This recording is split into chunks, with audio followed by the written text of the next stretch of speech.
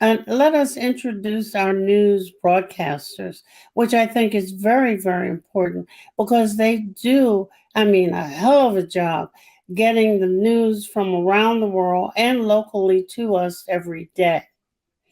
Now, for today's show, for which I am about to jump out of my seat, we have Mr. Yaya Jata Fanusi. I am just so excited and so honored to be speaking with him. I don't know what to do with myself. I haven't talked to him in a while. But let me tell you first a little bit about him. He is the African American Muslim Communities Analyst. He is an Adjunct Senior Fellow at the Center for New American Security. And his research focuses on crypto, blockchain, and central bank digital currencies. And trust me, I have no clue as to what that means. I don't have that much money. So therefore, I don't know anything. Um, he's been in government for a while.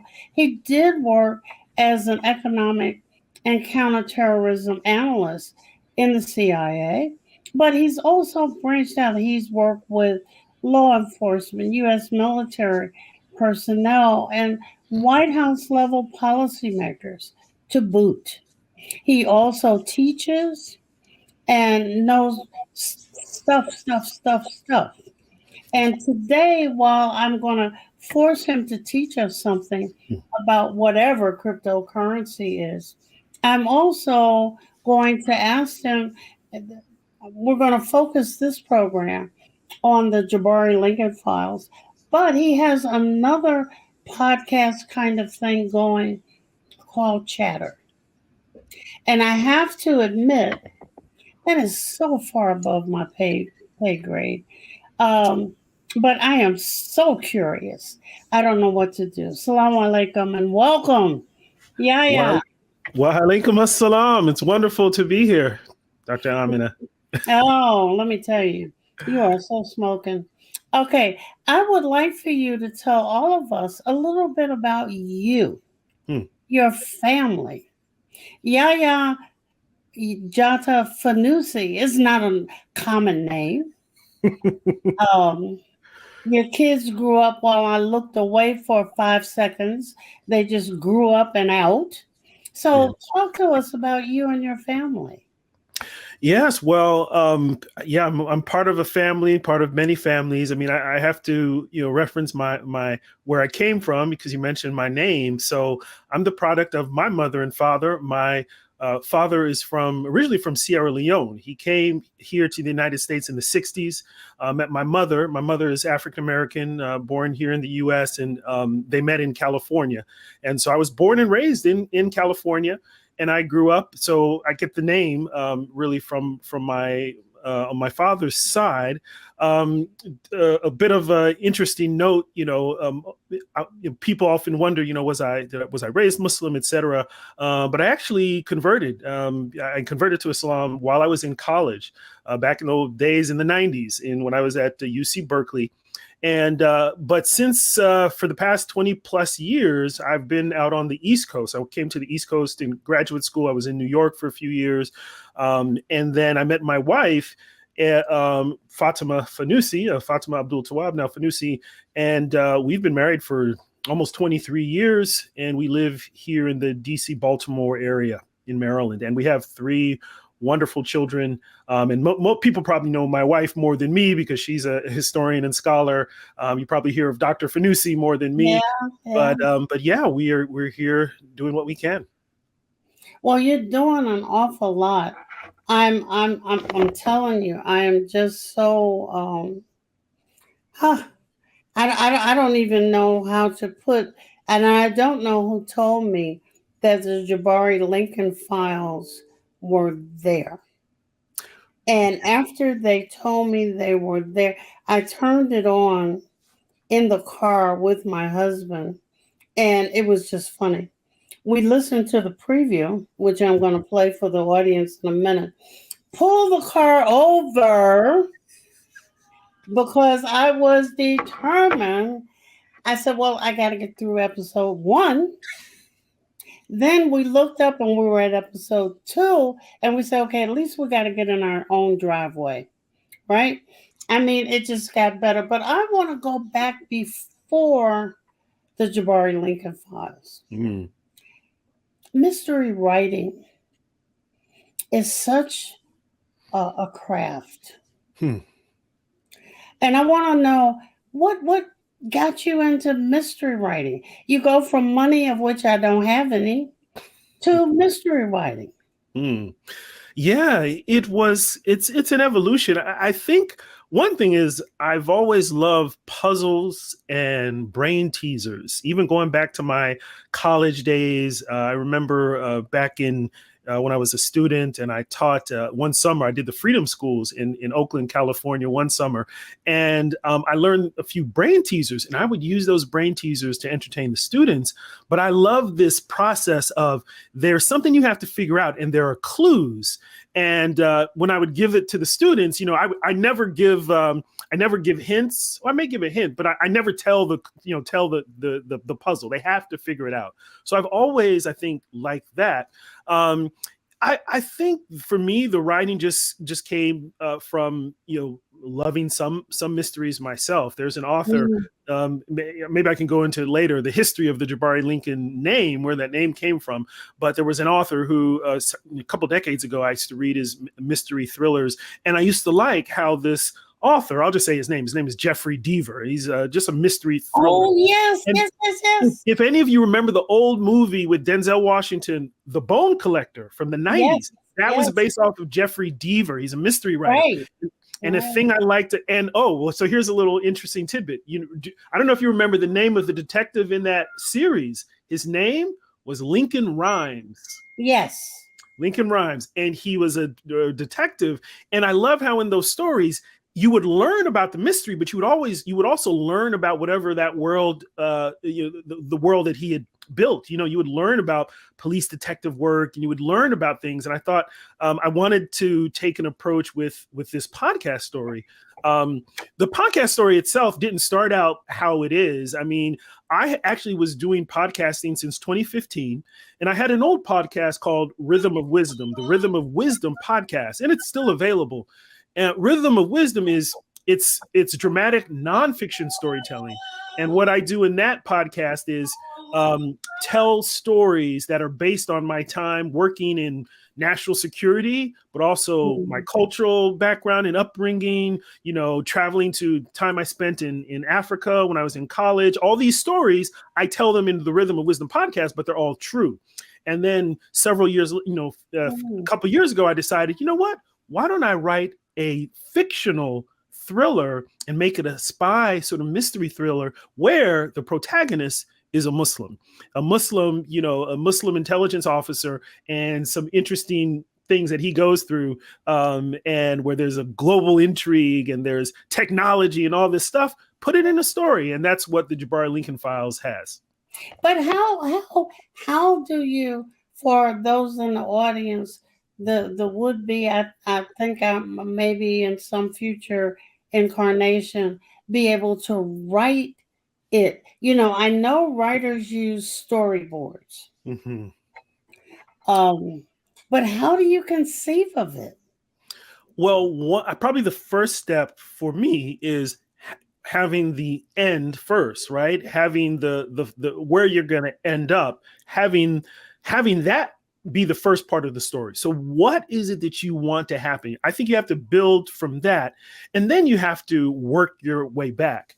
But I will, if I can kind of be very sort of transparent, I'll let you know that since this was my first sort of almost like a novel writing, when I started it, I didn't really know a lot of the rules for writing a novel. I'll just be very honest. I didn't. I just did it. I said, let me start writing. Now, when I was halfway through, I started to learn more, and I had to do so many revisions. I started to learn more about story structure and plot development and character arc. So I started writing something, and I had the end in mind. I wrote that last chapter first. And then as I started writing, I wrote the last chapter first because I said, you know what, this is what I want to happen. Jabbari Lincoln, he's going to end here. And then, No. I don't play in. What do you mean? Oh, no. There's no end. There's season 1. That's true. It has 8 episodes. Yes. Well, one more. 9 more. There's one more episode happening later this week, inshallah. Okay, but you can't do this to me. I'm a young woman who wants to stay young, and I need season 2. Oh, we are working on. That's what we want to do as well. So the best way to have season 2 is to make season 1 a huge hit. Well, that's why I am pushing the show, and I can't thank you enough for agreeing to come on. I mean, I'm limited, and I do a little bit of social media, but all the old women are listening to it. I'll put it like that. Okay. And trying to push it, because we also don't know how podcasts work.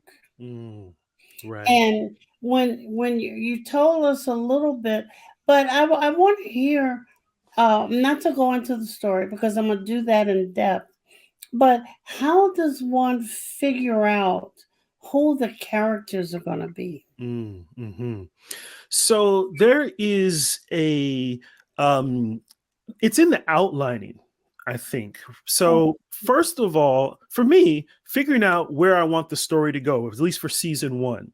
And then as I thought about the season 1, you have to think about, well, what is your character going through?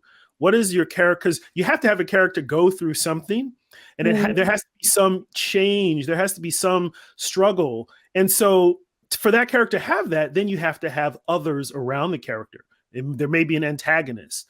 I will say that it was a process. And actually, I will say that input from other people helped me to develop the characters. And again, with no spoilers, but I will say, this is not a spoiler. I will say they're important characters. So Jabbari Lincoln is the main character, but he's a family man, right? He has a family. His wife is a prominent part, and even though she's not in the intelligence world, she has her own sort of life and plays a role in what happens. But and also characters. Sometimes it's just fun stuff, because sometimes I think like, you know what? There should be a character that's very interesting. Like in the spy thriller genre, you have certain types of characters. You will have a villain, right? So I had to figure out, well, what types of villains could I have?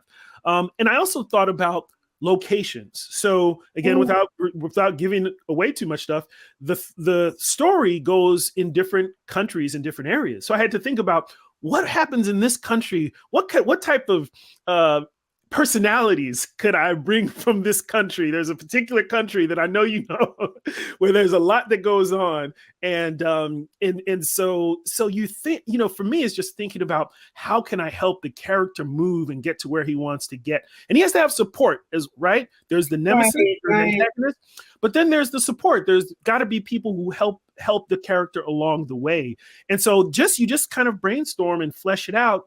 And figure out in the outline, so where would these people show up? Because one of the things that is so awesome, as our audience will hear in a minute or so, is I traveled with you. Where did that music come from? My husband said, "What is that?" And I said, "It's a darn helicopter." He said, "That's not a helicopter." I said, "Yes, it is a helicopter." Then we went to a train. No, that's not a train. But it was energizing. So the story, the podcast, and people will hear it. There is storytelling. Sorry, there's a narration, and then there's really background music, sound design. And where that comes from is just, so I myself do the production. I do the background music myself. And that probably comes from, in myself college years. I had a radio show when I was in college. So I had a radio show. It was You're talented, dude. No, I mean, it was just for me, there was always this artistic side. So even though, my major was economics, but this was in the 90s. So I was really much into the creative arts. I did poetry, lyricism. I used to have people come on my radio show to freestyle, rap freestyles. It was really underground hip hop was kind of the world that I was in the 90s. So I always liked to, if you can imagine, when my radio show was at 1 a.m. to 3:30 in the morning, Friday nights or Saturday morning. So I would always play instrumentals. And then I would talk over the instrumental or, have some friends, do lyricism. And so what was always important to me was how can you find the right sort of beat or instrumental for the mood of the conversation or of the speech or the prose. And so what I do with the Jabbari Lincoln Files is many times when I'm writing, I have a certain mood in mind. So what I would usually do often is start creating the track, the background music, and write at the same time. And write when I have the track. So I'm sort of writing, but it's fitting the mood of the background music. So I think it helps with the mood and for the visual, for you to take, for you to visualize where we're going in the story. Well, you do. I mean, it's awesome. I'm going to take a quick break. And when we come back, we're going to play the preview to get everybody's mouth watering for the Jabbari Lincoln Files. This is Dr. Aminah Al-Deen, and I'm having a wonderful conversation with Yaya J Fanusie about the Jabbari Lincoln Files for Muslim Network TV. We'll be right back.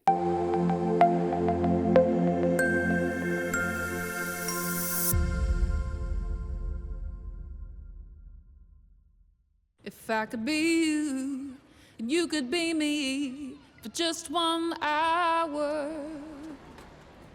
If we could find a way to get inside each other's minds. Walk a mile in my shoes. Walk a mile in my shoes. Well, before you abuse, criticize, and accuse. Walk a mile in my shoes.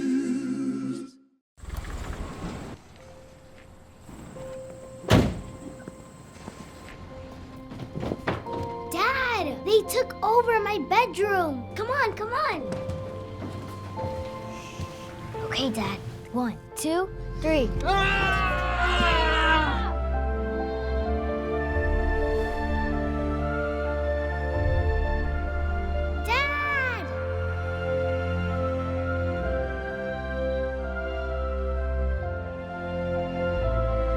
You saved me. Dad? Are you okay? I'm fine, dear.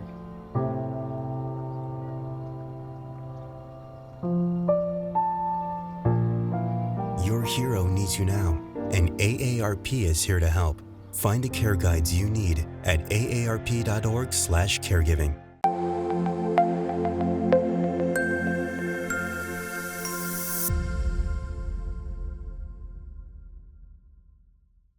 Assalamu alaikum.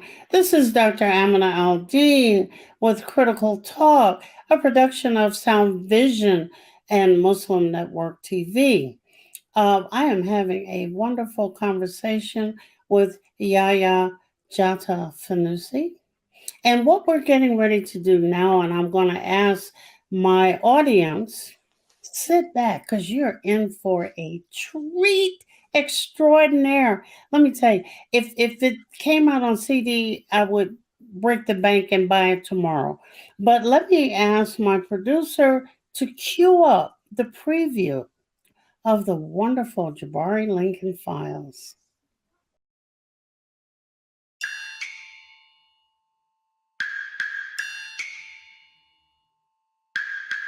Three years ago, the Rhythm of Wisdom podcast went on hiatus. During that time, we at Sine Curve Studios have been working on a new production, a spy thriller. We're pleased to present to you the Jabbari Lincoln Files, a fictional audio adventure. Jabbari Lincoln is the CIA's top financial analyst. He happens to be Muslim, and he's at the top of his professional game when he is unfairly suspected of being disloyal to the United States and gets suspended by the agency. Dejected and disgraced, he takes on a central bank consulting gig in Nigeria. But as he uncovers a sophisticated cyber financial plot, hidden forces try to eliminate him. Cut off from his family, friends, and intelligence colleagues, he travels across 3 continents in order to figure out who is pulling the strings and hopefully to try to prevent the onslaught of a global financial apocalypse. In this financial technology spy thriller, the question becomes, will a cryptocurrency help save the world? Or could it help destroy it? The Jabbari Lincoln Files, Season 1. I want her to play the 2-minute video where we hear that dynamic music. It's called Preview, I think. Oh, the pre-brief. The pre-brief? Pre-brief. Oh, okay. Yes. So Miriam, play the pre-brief, please. Ladies and gentlemen, this is your pre-brief. In a few days, you will begin receiving transmissions on this channel. Your first report will come from the Deputy Chief of Operations. She will give you access to the necessary background data and get you read into the mission. Please note, the entire briefing will take several weeks to transmit the whole set of files. The information is sensitive. Until then, your assignment is to stay posted to this hidden channel. You will receive a new transmission every Thursday. The full briefing will only be done by audio. Your memory may be the only way to keep these files secure. As you know, our world seems to be on the brink of chaos. Order seems to be disintegrating. There is great danger ahead. And for this mission, there are only a select few we can trust. You are one of those few. You are cleared for this mission. You might not have been expecting it, but you will adapt, and you will stay adept. Your entry on duty date is January 19th. Prepare then to be read into the Jabbari Lincoln Files. Until then, share this message only with those you trust. And please, be careful out there.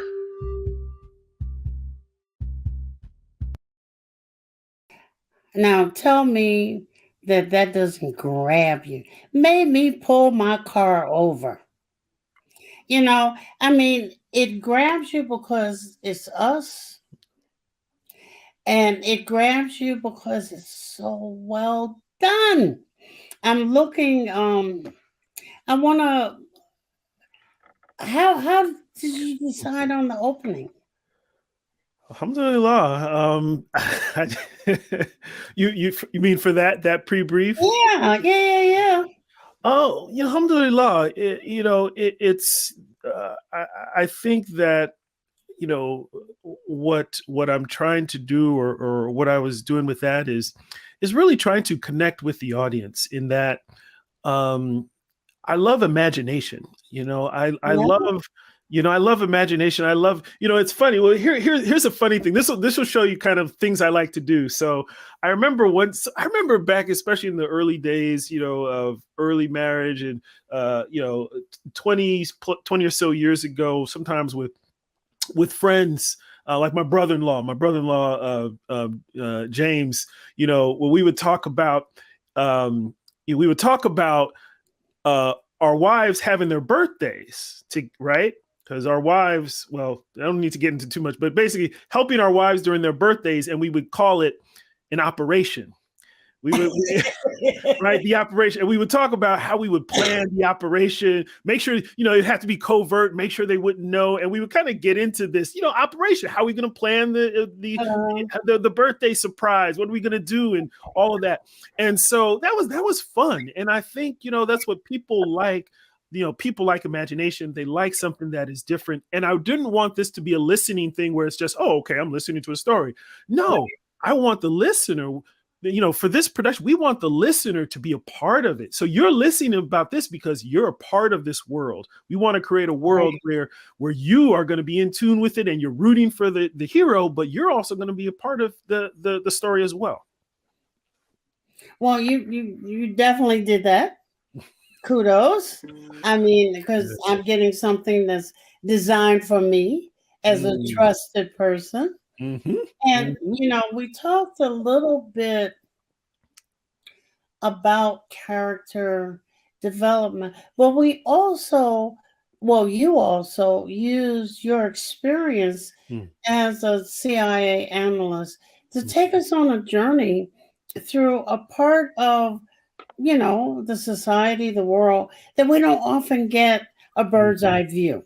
Mm-hmm. Yeah. And, I'm saying, oh my God, this is a mess. And I'm not going to give it away because I want people to listen. But using one's personal history and experiences to come up with this fictional setting. And we talked about Deaver, and so my Deaver is my serial killer guy. No, wait a minute. Is it Deaver? Use Deaver and Sanders and Patterson.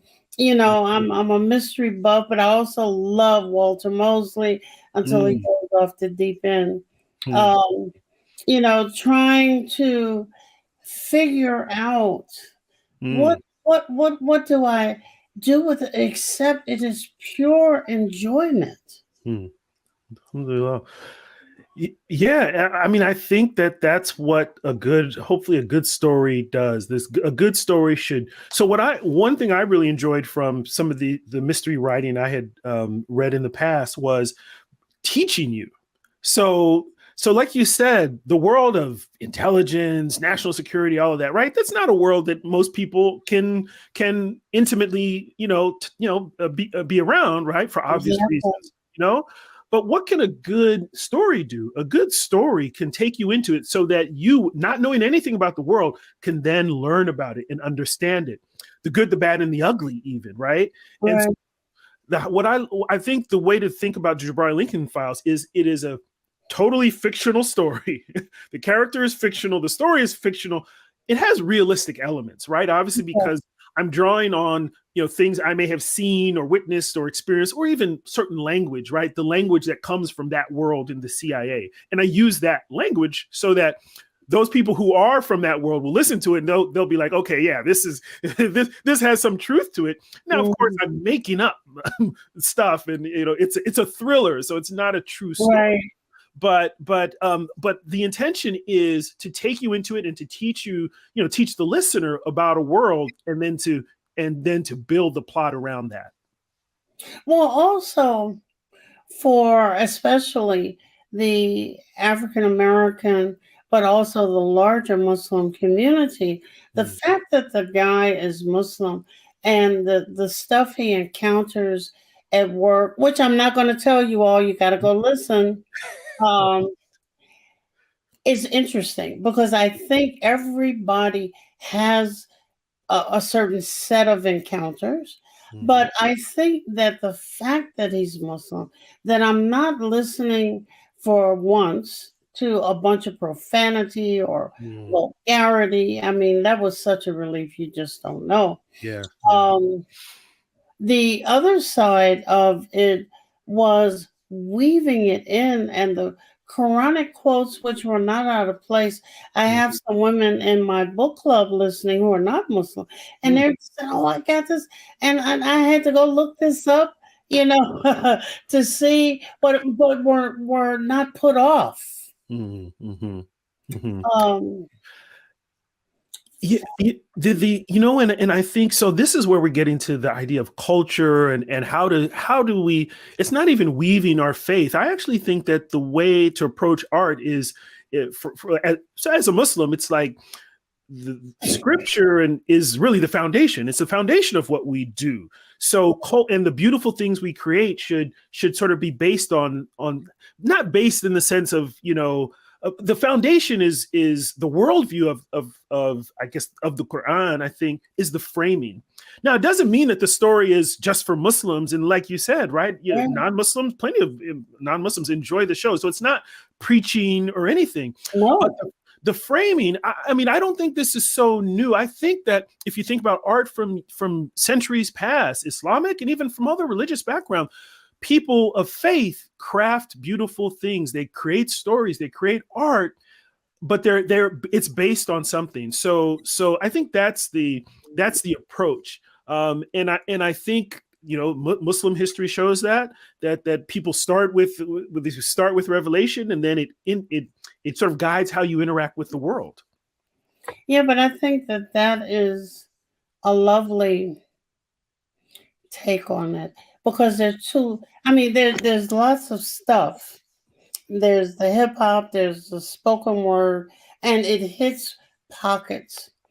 I think the other thing that has made me your best marketing tool is the fact that this hits all generations. I can listen to it whether I'm 80 or 18. It doesn't matter which religious community I'm in. My color doesn't matter. I can lay back and really tune up my ears for a change and let my mind just float along with Jabbari. And just for the audience, who is Jabbari Lincoln? So Jabbari Lincoln is a character. So I have to make it clear because people will be like, "Are you Jabbari Lincoln?" No, I'm not Jabbari Lincoln. I'm just a writer. I'm just one creating a story. I have to make that known. Jabbari Lincoln is a CIA analyst who happens to be Muslim, and he is the top. He's the top financial analyst. His world is financial intelligence. He figures out how the money is moving. He figures out that sort of thing. And he's a family man. He's married with 3 children. He's an African-American Muslim. And you'll learn, even in the first episode, this is not a spoiler, he comes from a Muslim family. You'll learn a little bit about his background, African-American Muslim, his parents. There's some interesting backstory there. But he is, he has, and he's someone who is, he's observant in his faith. Now, it doesn't mean he's perfect. Doesn't mean he doesn't have struggles and challenges. Right, exactly. He's not a perfect man. Yeah. He's someone who's, he's trying to live as a Muslim. And what you said about the vulgarity and things, purposefully are not in this, because I think, hey, many of us, we're looking for entertainment that we don't have to shield our kids from bad language. Exactly. Yeah. So I wanted that for it to be clean, and for it to be, because there are situations in the story which could be challenging. I mean, he's exposed to a lot, but the thread is that how does a believing person holding on to faith, how do they deal with these circumstances? That's the approach. Well, I'm gonna tell you, I wish I could have a billboard. Maybe I'll put up a billboard. I don't know how much billboards cost. Anyway, I need to hire you as my marketing consultant. let me tell you, I listen. Yours is the first in my young age podcast I have tuned into every Thursday. One, I think it was between episodes 6 and 7. I don't know, somewhere in there. It was messing up and I couldn't get it, and I was freaking out. I was walking around the house saying, like, what's going on? I asked my granddaughter, well, can you pull it up? And she's saying, Granny, something is not working. Go to Facebook. And I'm saying, Facebook?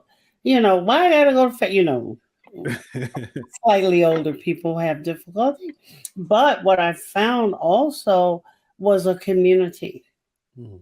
of people. And if you would take just a few minutes to talk about that Facebook community, which is commenting on the Jabbari Lincoln Files, and then tell the listeners how to get to it. Right. Yeah. And that we started that sort of towards the middle of the season. We realized, oh, we didn't really have a way for people to interact and discuss. So what we did was we just created a Facebook page. It's called the Jabbari Lincoln Files page, I think, or fan page. And it's Jabbari. Everyone hopefully can see the spelling, Jabbari, Lincoln Files. And it's just an open public group. And so we put that there so that there could be discussion as the stories come out, as the episodes come out. So it's on Facebook. You can find it there. And also, I should add that we recently also got a Twitter page as well. If you look for Jabbari Lincoln Files, it's also there. And we also have a blog, and we may make some changes with the blog. But what we did is we created the JabbariLincoln.com. And that is a blog, which is right now what we have is it's the universe of Jabbari Lincoln. It's the character blogging himself. And there's some really background material. You can see the blog as some sort of extra material that you may want to read because it relates. Delicious. Delicious. I'm loving it. I'm there. Yeah. I'm talking to you. I'm there.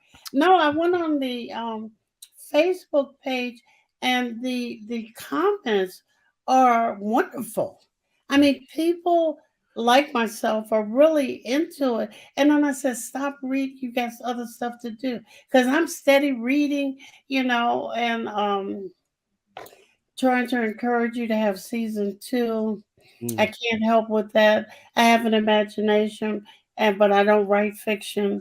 But you know what I can add though, maybe you can help, because I'll give you a little preview. This is not a spoiler, but what I'm going to release tomorrow, this Thursday, with the final episode of season 1, is a survey, a listener feedback survey. So that'll come out. It'll probably be linked on the podcast. I'll make sure that you get it. But I'm going to ask questions about what do people like, maybe what characters did they like, or what stuff did they not like, maybe. And that may help inform some of what we do in season 2. Well, let me tell you, I got my I don't like, because George and we got a thing going on, but that's a different issue. But how, before we take one more little short break, how did you put a team together? Family first. I have no idea what's behind a podcast. So maybe you want to tell us what's behind the podcast. You're producing it, you're writing. Who else is working? It's a family affair in many ways. So first of all, I have to give credit to the people around me, family and friends who helped reviewing the story. So I started writing this in 2019, before the pandemic, and I had a chapter. Yeah, so it took a long time. I started writing it, and then I would give, my wife Fatima, brother and sister-in-law, and cousins, just family and friends, and I had them review it, and they provided feedback, etc. So that was it. And then there's one thing that you'll notice, because the narration, there are 2 narrators. So I narrate most of it, but then I also have a character or a narrator called the Deputy Chief of Ops, right.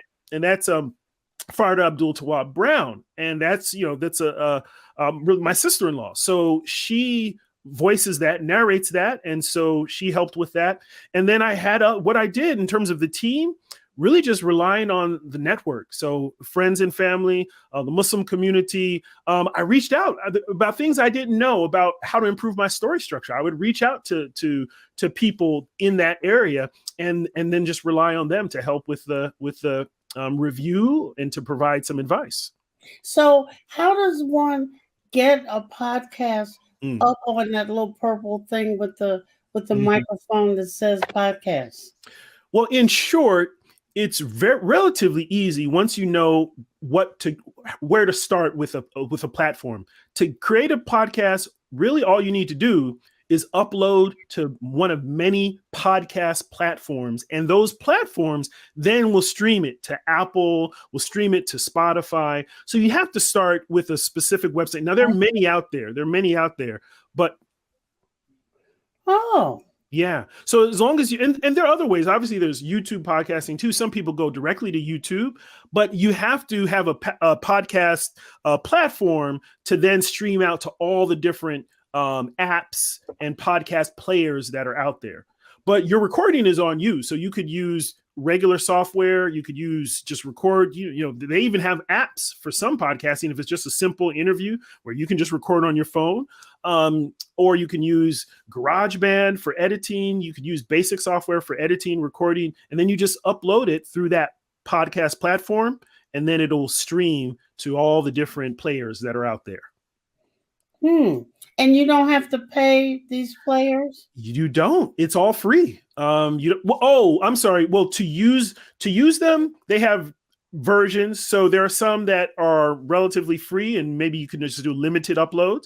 But then they have others where you pay $5, $7 a month, some are $20 a month. You know, but basic, you know, minimum.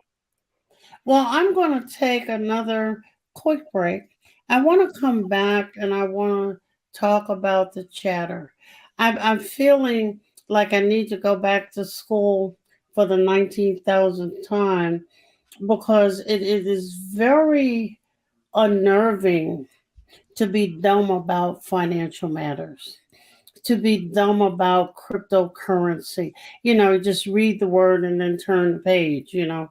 So I want to come back, if you don't mind, and mine your brain for that one too.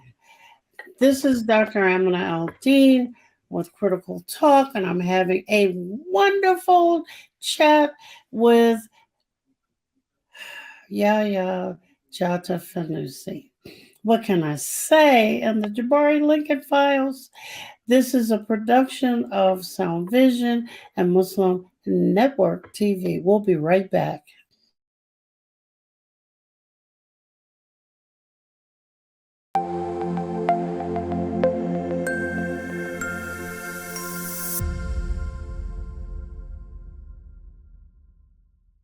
A free online chat can give you the personalized tips you need to start boosting your retirement savings today. If I could be you, and you could be me for just 1 hour.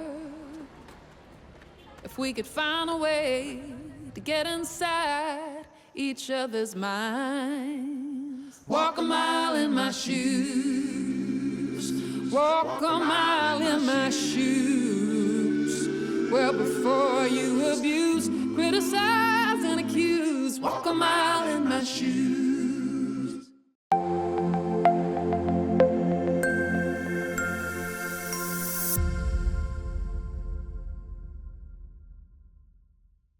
Assalamu alaikum. This is Dr. Aminah Al-Deen on Critical Talk with Yaya J. Fanusie for Muslim Network TV. And we're having a great time. Now, everybody get out their pencils and notebooks. We're going to get a don't have to sign up for school lesson about what the hell is cryptocurrency? What is digital currency? Do some teaching. We don't want to get too technical. I mean, so Please. I mean, you know what I would start to say, because you talked about before about central bank digital currencies. There's all these different words out there in terms. This is how I would explain it to people. Don't worry so much about cryptocurrencies. Just know that now we have different digital money formats. Now, the digital money that I know you know about, and everyone, is online banking, PayPal. That's kind of digital money. That's a format. That's, you know, and what that is, that's when a financial institution, they have the bank account or your bank account, and then they do transactions on your behalf. That's digital money. That's the regular, and that's fintech, financial technology. But there about 10, 12 years ago, a new type of digital money format was created. That was Bitcoin. And Bitcoin essentially it's a computer program. It's a distributed computer program where you're not sending money per se. You're just assigning value on this ledger of ownership. So you basically can show that you own a little bit of Bitcoin, and then you can transfer that ownership to another wallet, someone else. So cryptocurrency, Bitcoin is a cryptocurrency, is really just a computer program for digital money where it's all there. It's not like there's a bank account or anything with an institution. It's just a computer programming money. Internet money, some would say. Money that's just based Wait. Okay. Mhm. I got Aminah coin. Okay. Stop. You could. And to Aminah coin, I'm going to assign every $1 of Aminah coin is equal to $10 USD. Only if people will pay for that. So only if you create Aminah coin, and you could do that. Anyone could create one of these cryptocurrencies because there's programming. It's just software, so you could create it. But the question is somebody going to give you $10 for that? Is it worth anything? Is there a demand for it? So there may not be demand. It may just be, oh, I don't want to buy. I'm not going to. So yeah, you can give it to me, but I'm not going to give you regular money for it. So what are these news stories about people losing billions of dollars in crypto, whatever? Yeah, from scamming. So this is where I come in, because I am, I'm not a technical expert. Remember, my training has been more on looking at the national security and the financial crime, illicit finance side of things. And so what I have been looking at is, well, how are maybe bad actors using some of this technology? How are they using it for fraud? How are they using it for, North Korea, for, all these illicit activities? So what's in the news a lot is when you hear about these bad things. So because think about it like this, just how you could create Aminah coin, anybody could create this technology, and it really has low barrier to entry. So there's a lot of scams, to be very honest.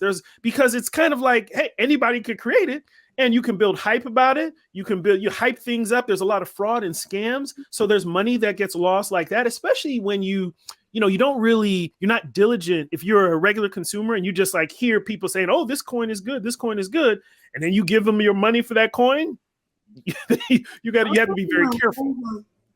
I'm getting it a little bit better now. Yeah, I mean, there's much more. I mean, I'm talking, that's sort of the illicit side. We could talk more about the technology in itself and efficiencies, because there's a lot of inefficiencies in regular payments. And so there's a lot of really potential things that you could do with computerized money, computer program money. There's a lot of potential innovation that's there. And that's the other side of it. So it's kind of a mix, but that's why I open out by saying now we just have computer science technology that's impacting finance. You also have something called central bank digital currency. That's a whole other show. I think our communities especially, whether they're investing or giving away money or not, need to know. Mm-hmm. It is important to know and to not be afraid of knowing. What it is, and stop flipping the pages. Especially when what's going on so much now in the news is all these crises around banking and all these new innovations. There's a lot that's happening. And I think, yeah, you're right. Our community needs to understand what's going to be on the horizon, because there's regular financial technology innovation. There's this cryptocurrency innovation that's happening. Then central banks are also trying to evolve money by using some of this technology for their currencies. All of that is on the horizon, and we need to understand, what does that mean for economic development, community development, and just finance in general. Okay, so now you've given me my after Ramadan show, and I will sign you up. I'm going to sign off. I haven't spent nearly enough time. I'm going to ask our audience, please tune into the Jabbari Lincoln Files. Oh my God. And get on Facebook, get in the community, go on the blog and just blog your hurts out. He's going to send out a survey. So please get in it. We got to have season 2, and season 2 will only be there if we pump him up enough to make it work. Yeah, inshallah, I'm that's what I'm shooting for, and alhamdulillah, thank you so much for supporting this and providing this opportunity and sharing this with the world. Oh, look, let me tell you, you have a person online. Where is he from? I think he's named Sangoni Diene. Is that He's from Senegal. okay? Okay. And please tell everybody over there too. Yes. Yeah, I hear. We can say the country. At first, I thought I couldn't say the country, but Nigeria is in. It's in the preview. I know. I can't. I'm holding back, dude. Yes, but we can say Nigeria. There's all the Nigeria diaspora is. We know they're around the world. So the Nigerian diaspora is big. I think they're going to enjoy this.